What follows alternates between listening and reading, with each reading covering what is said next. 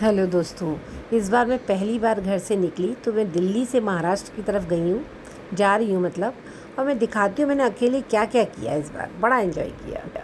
तो अब मैं लोकल बस में बैठ गई हूँ और 9 बजे मेरी ट्रेन आ गई थी नासिक पे। मतलब नासिक में मुझे सुबह 9 बजे ट्रेन ने उतार दिया था।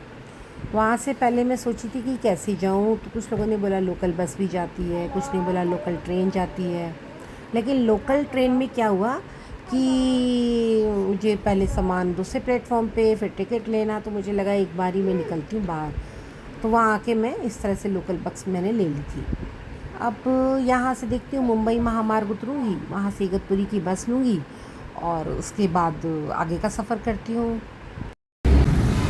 ये लोकल बस ने यहाँ उतारा है और ये मुंबई नाका करके एक बस है, वहाँ तक मैं पैदल जाऊँगी। ये यहाँ से वो आगे चली गई, मुझे यहाँ उतार दिया है। अब यहाँ से मैं जाती हूँ वहाँ तक, और वहाँ कह रहे हैं वहाँ सारी बस आएंगी इगतपुरी की। देखो मैं गलत जगह उतर गई थी, वहाँ से पता चला कि पुराना बस अड्डा जाना है। और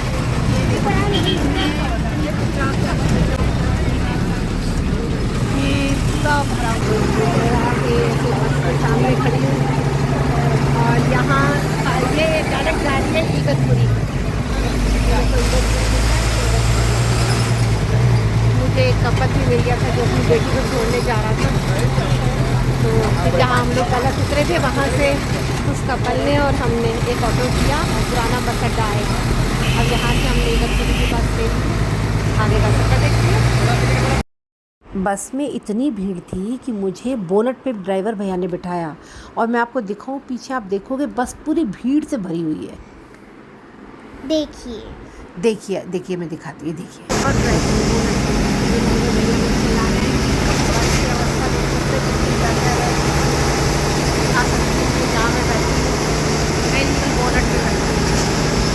लेकिन मज़ा आ रहा है सच में, मेरे को कुछ गाने हो रही है, एक्साइटमेंट हो रही है। आगे आगे बताते हैं और क्या क्या नए नए एडवेंचर्स होते हैं हमारे साथ। बस में लगातार भीड़ है, बस खाली होने का नाम नहीं ले रही है। ये मनीषा है और मनीषा ने मुझे अपनी सीट पे बिठाया, बिल्कुल बहुत ही कॉपरेट किया, बहुत प्यारी बच्ची है। इसका 12th के बाद कॉन्स्टेबल भी हो गया है और ये मुंबई जा रही है। सच में बहुत प्यारे लोग हैं यहाँ के, बड़ा मज़ा आ रहा है लोकल बस में भी सफ़र करके। आगे का बताती हूँ पहुँचने के बाद। बस से इगतपुरी उतरे, वहाँ से एक ऑटो लिया है। अब हम जा रहे हैं धम्मागिरी आश्रम की तरफ। ये बीच बीच में से होते हुए निकल रहा है ऑटो हमारा। ना ज़्यादा तेज़ धूप है लेकिन इतनी गर्मी नहीं है मतलब। हेलो दोस्तों, अब मैं धम्मागिरी आ गई हूँ। अब मैं आपको बताऊँ 10 दिन तक मैं रहूँगी, मेरा सारा सामान जमा हो जाएगा। और इतनी कठिन तपस्या है कि मुझे कंप्लीट आर्य मौन में रहना होगा। मुझे ही नहीं, यहाँ जितने लोग हैं हम सबको मौन धारण करना होगा। उसके आगे का बताती हूँ। हेलो दोस्तों, आज हमारा आर्य मौन टूट गया है और हम सब ने आपस में एक दूसरे से बातचीत की एवं एक दूसरे का अनुभव भी जाना कि उनको कैसा लगा विपश्यना करके। तो सभी को अच्छा लगा, सभी के चेहरे बहुत ही शांत और आनंदित दिखाई दे रहे हैं। दरअसल इन 10 दिनों में हमें अपने मन को वश में करने की साधना एक सांस के जरिए कराई जाती है।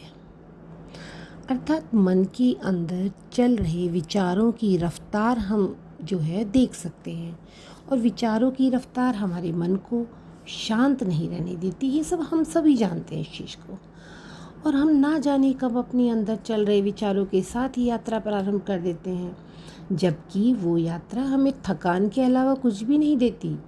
और इस तरह से हम वर्तमान को कभी जी ही नहीं पाते। या तो भविष्य की अनदेखी घटनाओं का विचार, या घटित होते हुए देखने की लालसा का विचार, या फिर वर्तमान में घटित नफरत, दुख, खुशी आदि से संबंधित जो भी विचार की यात्राएं होती हैं वो चलती रहती हैं, जिससे हम शांत रहते ही नहीं हैं। कुछ ना कुछ चलता ही रहता है। या फिर वर्तमान में भी ऐसी ही यादों को अपने मन में भरते रहते हैं, जिसमें बहुत सारा राग होता है, द्वेष होता है। क्योंकि जब हम कोई मूवी देखते हैं या कोई नाटक देखते हैं उसमें क्या होता है, या तो लड़ रहे हैं, या तो बेइंतहा प्यार कर रहे हैं, या तो बिछड़ रहे हैं, या तो मिलने के लिए तड़फ रहे हैं। तो यही सब हम डाटा भी अपने अंदर भरते रहते हैं, ऐसी पिक्चराइजेशन दिमाग के अंदर घुसाते रहते हैं। दरअसल ये सब करते करते हमें क्या होता है, हमारा माइंड जो ओवरलोडेड हो जाता है। तो मैं आपको बताऊँ विपश्यना में क्या होता है कि 3 दिन जो है हमको मन को साधने के बाद, क्योंकि सांस के जरिए मन साधना हमको बताया जाता है कि आप सांस को देखते रहो देखते रहो देखते रहो देखते रहो, धीरे धीरे धीरे धीरे मन भटकता है, फिर सांस पिलाते हैं, फिर मन भटकता है, तो 3 दिन लग जाते हैं। उसके बाद क्या करते हैं कि सुख और दुख को हम खुद अपने स्वयं को सुख दुख में कैसे संतुलित बनाएं, इसके लिए हमें क्या सिखाया जाता है कि शरीर पे जो संवेदनाएं होती हैं ना, आप उसको देखो, आप उसका अभ्यास करो।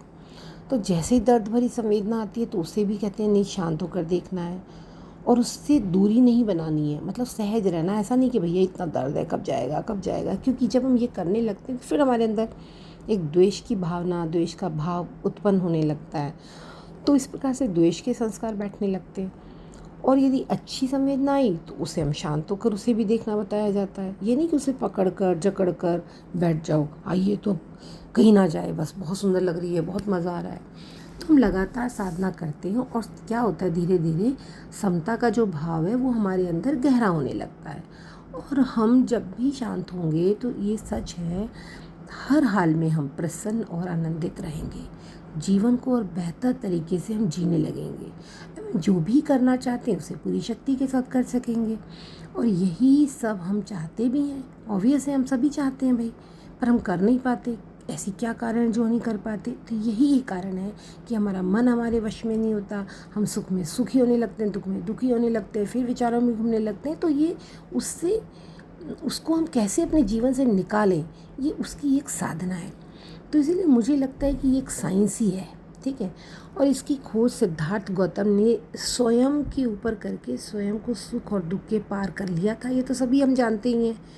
और इसी सिद्धांत को उन्होंने क्या करा, जैसे उन्होंने ये पाया कि मैंने कैसे पाया, वही चीज़ उन्होंने समाज को दे दी कि भैया देखो, अगर तुम भी चाहते हो कि अपने जीवन को बहुत ज़्यादा आनंदित रखना, तो सुख दुख से पार होना ही पड़ेगा। तो उसके लिए मैंने तो ऐसे विद्या की थी, आप भी सीख लो।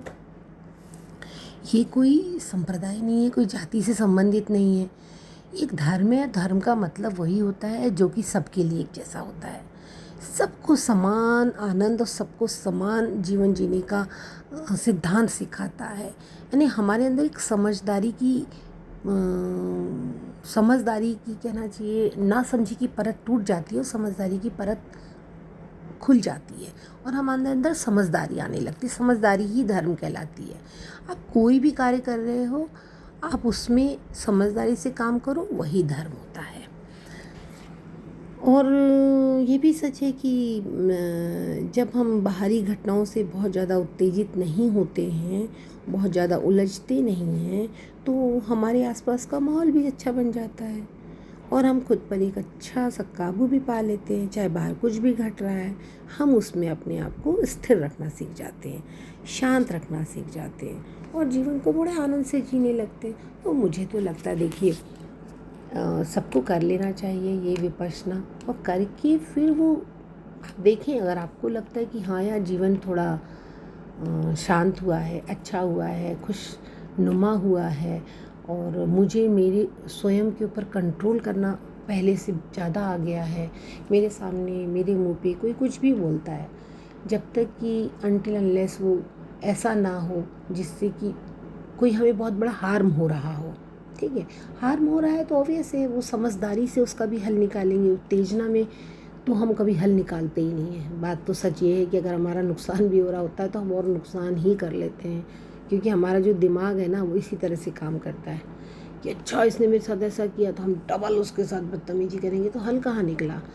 हल निकालने की सही समझ पैदा होती है जब हम शांत होते हैं, और शांत होना हमारे लिए बहुत ज़रूरी है। सिर्फ बोलने से, सुनने से, करने से कोई शांत नहीं होता। अगर कोई कहे ये रखा दूध, ये रखी चीनी, ये रखी पत्ती, सोचो सोचो सोचो, चाय बन जाएगी? नहीं भाई, गैस जलाओगे, दूध रखोगे, पत्ती डालोगे, चीनी डालोगे, छानोगे, पियोगे तो चाय बनेगी। अर्थात हमें भी अगर सुख दुख से ऊपर आना है तो खुद को सुख दुख से ऊपर आने के लिए कुछ करना होगा। हेलो और कुछ दोस्तों, करने ये के वीडियो लिए थोड़ी मुझे सी तो ये लंबी हो गई साधना है, ज़्यादा तो मैं आपको नेक्स्ट व्लॉग में दिखाती हूँ कि विपश्यना के बाद मिलते हैं मैं next कहाँ vlog में, घूमने गई, bye। क्या क्या मैंने देखा।